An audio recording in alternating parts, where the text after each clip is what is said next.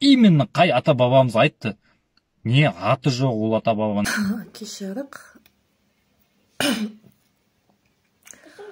Кешарық, армысың бауырым дейік.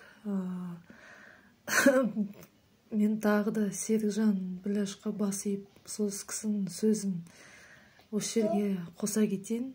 Күн мен құлдың ұрпағы осылай әңгіме айтады.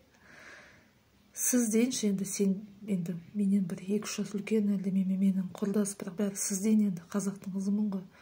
Бірінші рет көріп тұрмын бұл кісіні, бұл жігітті дейміз бе, ер азаматты деймін бе, не деп айтайын.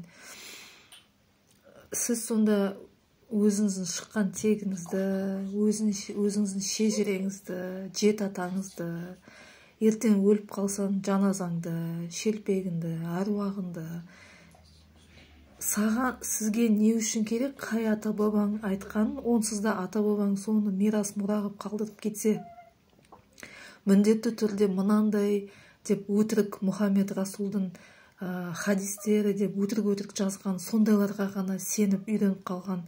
Болмаса сол Абай Құнанбаев ол нағыз исламист, бірінші Меккеде қонақ үй салған, өзін қазағын исламистқа аударып жіберген сондай сатқын, сондайға бас ұрғаннан одан не пайда? Сіз өзіңіз осы жарық дүниеге қуана бермейсіз ба?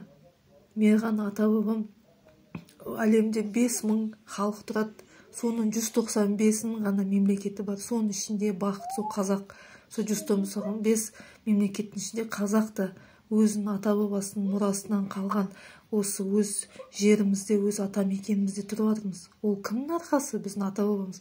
Қай ата бабан деп ол да керек па? Қай ата баба осы жерді сақтап қалды деп? 8 миллион қазақ қалдық. Қанша сол 8 миллион қазақ бүйтіп алақанда ұстатып отқан сол аруақтардың арқасы емес па? Әйтпесе бізде жойылып кететін неміз ғой. Тілімізді жөнді сөйлей алмаймыз, тәңірлік дінімізді жөнді ұстамаймыз.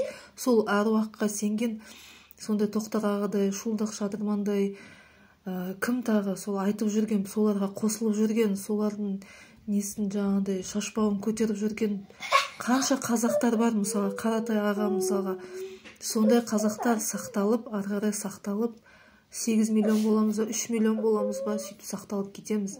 Ал сіз сияқты дәлел іздей беретін, өзінің кім екенін әлі күнге шейін түсінбеген адам мұсылман болып қаласыздар. Мұсылман деген 200 сатқын болып қала бересіздер.